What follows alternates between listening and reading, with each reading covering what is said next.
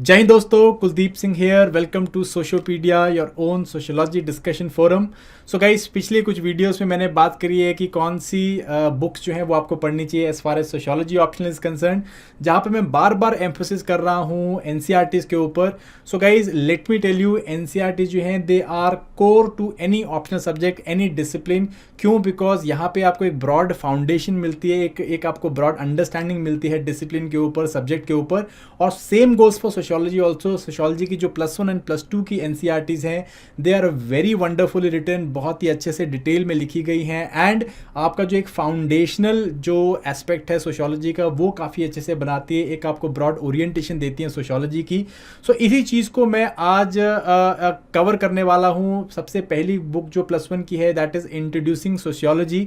इसकी मैं आज आपके साथ एक ब्रीफ समरी लेने वाला हूँ। इस ब्रीफ समरी में हम लोग डिस्कस करेंगे कि क्या चीज़ें जो है इस बुक में दे रखी हैं, क्या क्या एस्पेक्ट्स कवर कर रखे हैं। और आप हैरान हो जाएंगे गाइज कि आपके सिलेबस की डायरेक्ट जो है, जो भी आपके सिलेबस में डायरेक्टली एरियाज लिखे हुए हैं वो यहाँ से कवर हो रहे हैं। और मैटर फैक्ट इसका फाउंडेशनल बेस जो है वो यहाँ से बन रहा है आपका। सो ये मेरा इंटेंट यहाँ पे इस बुक को की समरी कवर करने का वो है कि जो लोग सोशियोलॉजी के लिए सोशियोलॉजी पढ़ना चाहते हैं तो उनको इंस्पायर कर सकूँ कि वो एक किताब पढ़े, और जिन्होंने ऑलरेडी एनसीईआरटी पढ़ लिया उनके लिए एक ब्रॉड रिवीजन हो जाए मेरी इस सेशन के थ्रू। सो चलिए गाइस, फटाफट से हम लोग इस सेशन को करते हैं स्टार्ट करने से पहले हमारी एप्लीकेशन को डाउनलोड बहुत ज़रूर करिए। बहुत सारा पेड और फ्री कंटेंट यहाँ पे है सोशियोलॉजी के लिए। सोशियोलॉजी के डिस्कशन फोरम्स भी हैं जहाँ पे लाइक माइंडेड लोग सोशियोलॉजी के ऊपर डिस्कशन करते हैं। सो वहाँ पे आके आप अपना जो है सोशियोलॉजी के जो भी आपके टारगेट्स है वो आप अचीव कर सकते हैं। चलिए, सो मैं आपको ब्रॉड यहाँ पे दे देता हूँ कि कौन कौन से चैप्टर आपके इस बुक में दिए गए हैं। इंट्रोड्यूसिंग सोशियोलॉजी, दिस इज +1 की आपकी पहली किताब है।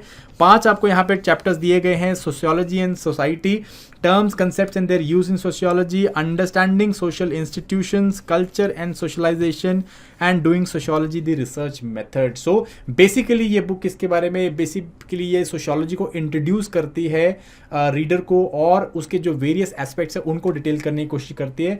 इस किताब को पढ़ने के बाद आपको जो है सोशियोलॉजी का एक ब्रॉडर आउटर अंडरस्टैंडिंग बन जाएगी। उसके की टर्म्स, कंसेप्ट्स के बारे में आपको पता चल जाएगा, और ये भी पता चलेगा कि कैसे जो है जो सोसाइटी है वो इंटरलिंक्ड होती है, कैसे इंसान जो है एक इंडिविजुअल जो है वो सोसाइटी के साथ लिंक्ड होता है, किस तरह से social group, social institutions, values, norms, culture किस तरह से फंक्शन करती है, सारी चीज़ें आपको यहाँ पे पता चलेंगी। तो सबसे पहला आपका जो चैप्टर है that talks about sociology and society, और उसकी इंटरकनेक्टेडनेस के बारे में बात करता है। ब्रॉडली यहाँ पे आपको सोशियोलॉजी इंट्रोड्यूस की जा रही है, और सबसे पहला एस्पेक्ट जो यहाँ पे बात किया जाता है वो है इंडिविजुअल एंड सोसाइटी, किस तरह से जो है सोसाइटी और इंडिविजुअल कनेक्टेड है।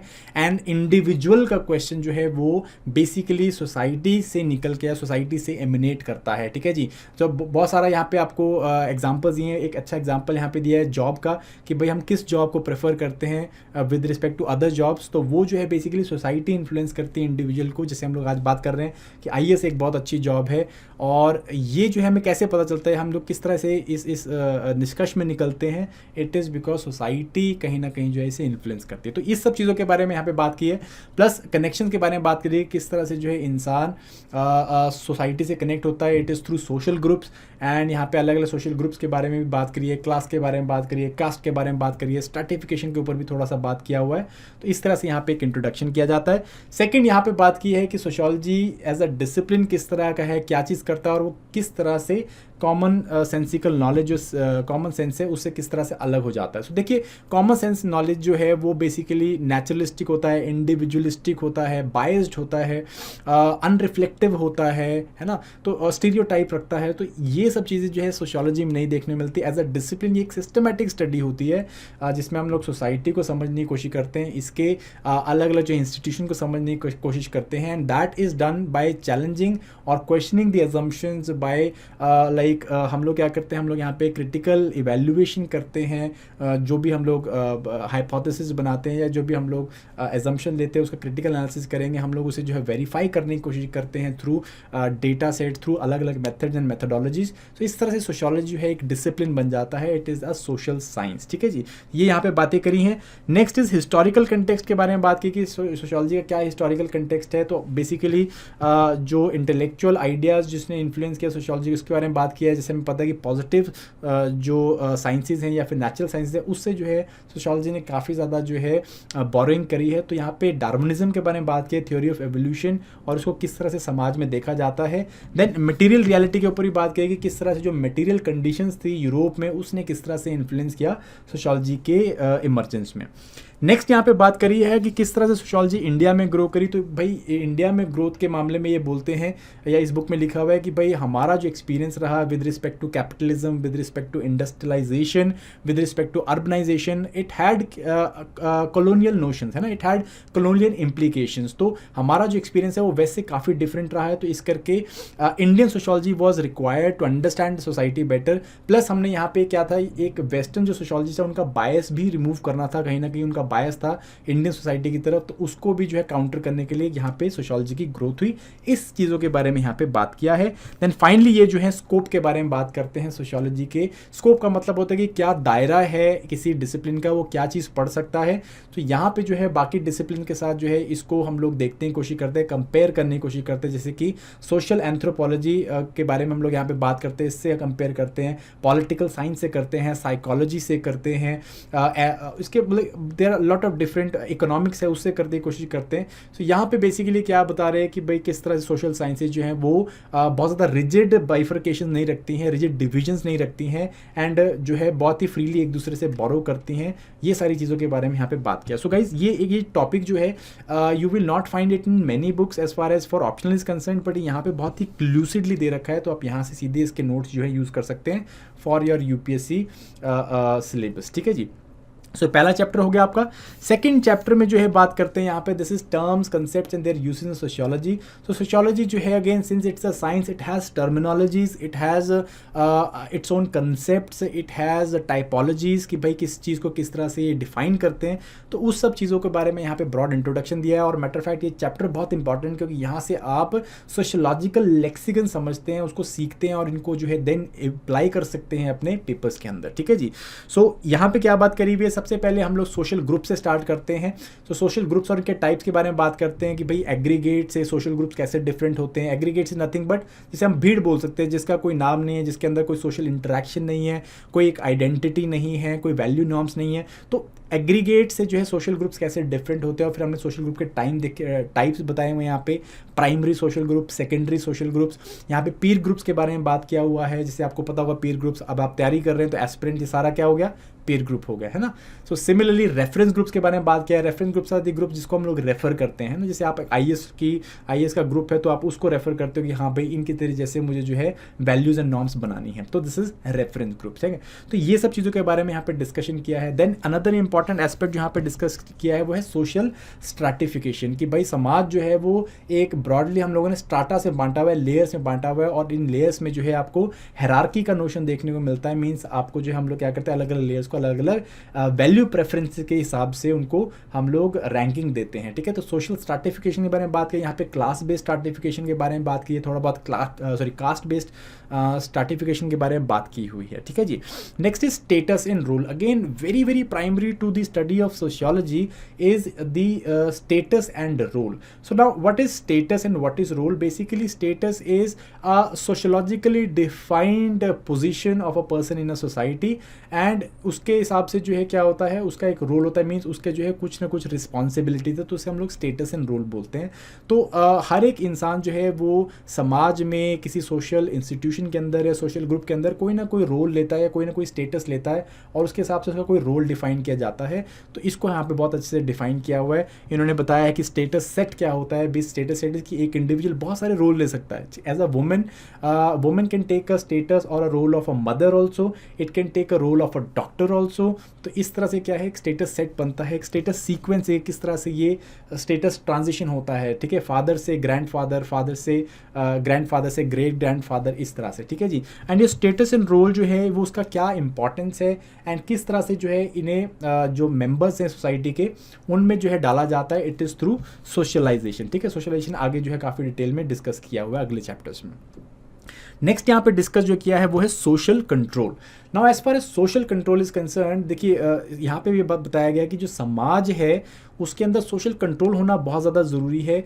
क्यों? बिकॉज कि जो सोसाइटी है उसको ऑर्डर में रखना, उसको जो है उसका जो सर्वाइवल है उसे इंश्योर करना, उसके लिए सोशल कंट्रोल ज़रूरी है, ठीक है, ताकि लोग जो है जनरली वो जो है वैल्यूज़ एंड नॉर्म्स को एक्सेप्ट करें और सोशल जो रोल है एंड स्टेटस है उनको जो है प्रॉपरली इम्प्लीमेंट करें या प्रॉपरली जो है उनका मतलब उनको एक्ट आउट करें, ठीक है। तो यहाँ पे जो है सोशल कंट्रोल के अलग अलग मेथड्स के बारे में बात करिए, यहाँ पे सैंक्शंस के बारे में बात करिए कि जो है समाज क्या करता है, सैंक्शंस लगाता है अगर कोई बंदा जो है वो क्या करता है, वो अपने सोशल रोल्स को या अपने सोशल स्टेटस के हिसाब से जो है काम नहीं करता है। सो इसके अलावा जो है उनको हम लोग क्या बोलते हैं, डेवियंस बोलते हैं, तो डेवियंट्स बोलते हैं। सो डेवियंस के बारे में बताया कि भाई डेवियंस क्या होता है, जो इस तरह के कल्चरली डिफाइंड गोल्स या स्ट्रक्चरल मीन्स को जो है नहीं मानता, उन्हें हम डेवियंट बोल देते हैं। एंड वायलेंस के बारे में बात किया कि भाई it is one of the form of social control जो कि वायलेंस होता है, ठीक है। तो ये सारी चीज़ें यहाँ पे एक्सप्लेन करी हुई है बहुत ही beautifully, again very good chapter. So next is understanding social institutions. ये चैप्टर के अंदर जो है अगेन जैसे नाम ही बता रहा है कि सोशल इंस्टीट्यूशंस को जो है डिफाइन किया गया है एंड अलग अलग तरह के सोशल इंस्टीट्यूशंस के बारे में यहाँ पे डिस्कशन भी किया गया है। और सबसे अच्छी बात यहाँ पे ये है कि यहाँ पे दो इंपॉर्टेंट पर्सपेक्टिव्स जो सोशियोलॉजी में हम लोग पढ़ते हैं उनके हिसाब से जो है सोशल इंस्टीट्यूशंस के बारे में बात करेगी, जैसे कि फंक्शनिस्ट अप्रोच है या फंक्शनिस्ट पर्सपेक्टिव है एंड कन्फ्लिक्ट पर्सपेक्टिव है। इसके हिसाब से जो है सोशल इंस्टीट्यूशन को देखा कि इनका क्या फंक्शन है सोसाइटी के अंदर, क्या रोल है सोसाइटी के अंदर, इस तरह से जो है चीज़ों को डिस्कस करने की कोशिश की है। So basically what are social institutions? Social institution they are nothing but system होते हैं, like they are systems based on values and norms एंड ये जो है क्या करते हैं, ये एक पर्टिकुलर डिफाइंड फंक्शन या कुछ पर्टिकुलर फंक्शन को जो है फुलफिल करने की कोशिश कर रहे होते हैं, ठीक है जी। सो 5 जो ब्रॉड यहाँ पे सोशल इंस्टीट्यूशन जो कि very very important for sociology and society also, तो ये जो है यहाँ पे डिस्कस करे हुए हैं और ये I want you people to ensure कि आप इनको जो है याद भी रखें। First is family, marriage and kinship. तो यहाँ पे बेसिकली फैमिली को डिफाइन किया गया है, मैरिज को डिफाइन किया गया है, किनशिप क्या होती है जिसे हम बिरादरी बोल देते हैं या फिर रिश्तेदारी बोल देते हैं, तो इसको डिफाइन किया गया है। इसके अलग अलग फॉर्म्स के बारे में बात किया कि फैमिली के अलग अलग फॉर्म्स कैसी हैं, मैरिज के अलग अलग फॉर्म्स के बारे में बात करिए, एंडोगेमी है, एक्सोगेमी के बारे में बात की हुई है। देन आपके ये सारे एस्पेक्ट्स के ऊपर डिस्कस किया एंड चेंजेस के बारे में भी यहाँ पे ब्रॉडली डिस्कशन किया हुआ है हम लोगों ने, ठीक है जी। सेकेंड यहाँ पे बात की है वर्क एंड इकोनॉमिक लाइफ के ऊपर कि भाई किस तरह से वर्क जो है वो ऑर्गेनाइज किया जाता है एंड किस तरह से वर्क के अंदर ट्रांसफॉर्मेशन भी आई है। यहाँ पे एक इंपॉर्टेंट कंसेप्ट जो यहाँ पे इंट्रोड्यूस किया गया है वो है डिवीजन ऑफ लेबर। सो डखाइम, अगर हम इमाइल डखाइम की बात करें तो उनका जो है जब भी हम डिवीजन ऑफ लेबर की बात करते हैं तो इमाइल डखाइम का दिमाग में जो है ख्याल आता है। तो यहाँ पे डिवीजन ऑफ लेबर के बारे में डखीमियन थॉट जो है वो काफ़ी अच्छे से दिया गया है एंड ट्रांसफॉर्मेशन ऑफ वर्क के बारे में बताया है किस तरह से प्री इंडस्ट्रियलाइज सोसाइटी एंड जो अभी इंडस्ट्रियलाइज सोसाइटी है, नाउ पोस्ट इंडस्ट्रियलाइज सोसाइटी है, इनमें वर्क की जो है किस तरह से ट्रांसफॉर्मेशन आ रही है, इसके बारे में डिस्कस किया, ठीक है जी।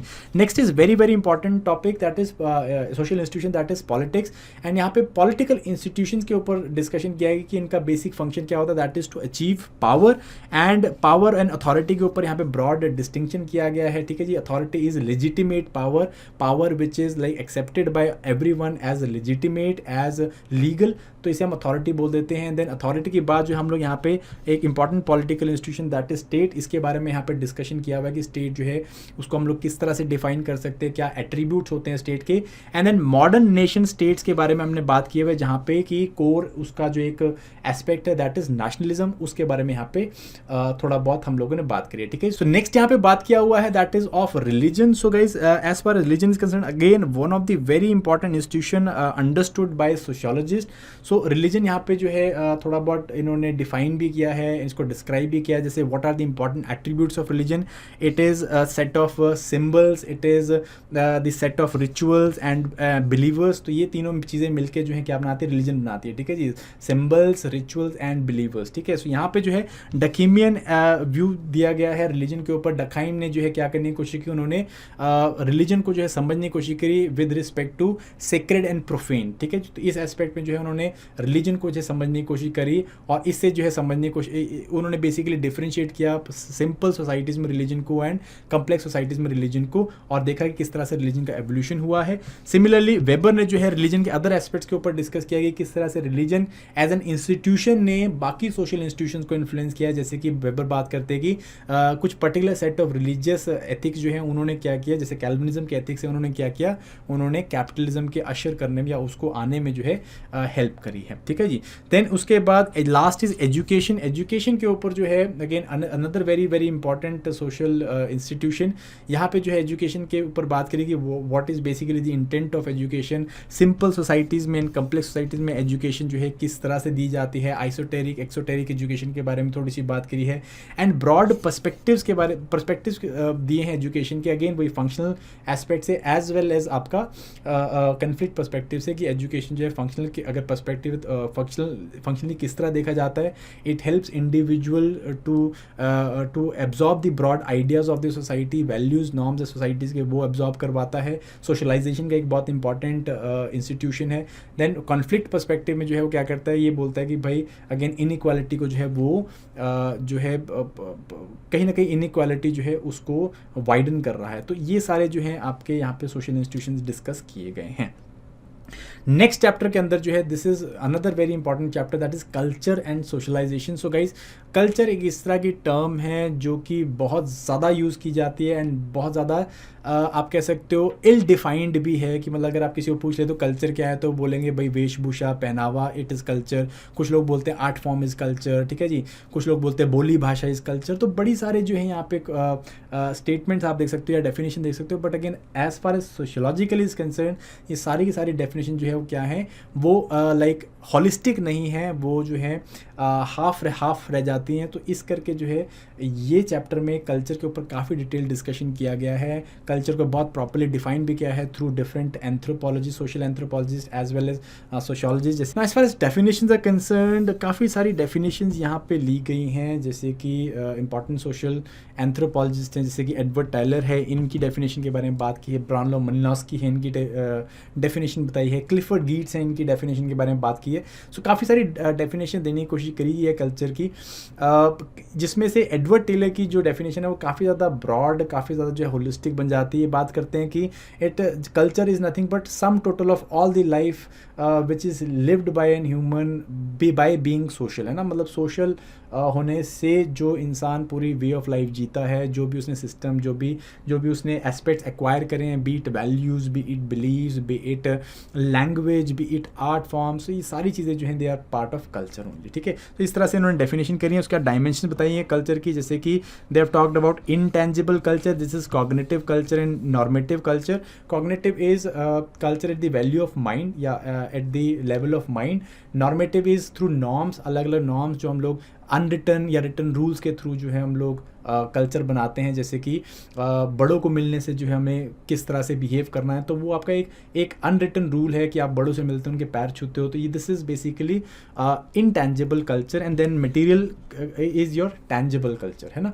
टेंजिबल कल्चर में आपका आ गया जैसे कि हम लोग बात करते हैं आर्ट फॉर्म्स होगी, आपका डांसेस होगी, आपके temple architecture, this is tangible culture, है ना। सो ये सारी चीज़ें हमने डायमेंशन बात करी है। सो नेक्स्ट यहाँ पे एथनोसेंट्रिसिज्म एंड कॉस्मोपॉलिटनिज्म के बारे में बात करी है। So ethnocentrism basically means what, it means हम लोग जो है मतलब कोई पर्टिकुलर इंडिविजुअल दूसरे कल्चर को अपनी कल्चरल वैल्यू से इवेल्युएट करता है, दैट बिकम्स एथनोसेंट्रिसिज्म। आप लोगों ने एथनोसेंट्रिक बायस के बारे में सुना होगा, where a particular individual looks at others culture through the prism of its own or his or her own culture, so that is ethnocentrism। ठीक है, similarly cosmopolitanism is something where differences in culture या diversity in culture is actually celebrated। तो ये दोनों जो है aspects के बारे में यहाँ पर डिटेल डिस्कशन किया। एंड देन कल्चरल चेंज के बारे में बात की है, कहते हैं कि जो कल्चर चेंज है, कल्चर जो है कंटिन्यूसली चेंज होता रहता है, it can be evolutionary change, it can be revolutionary change हो सकता है, इसके बारे में ब्रॉड डिस्कशन किया। Evolutionary is comparatively slow change, revolutionary is comparatively very fast change,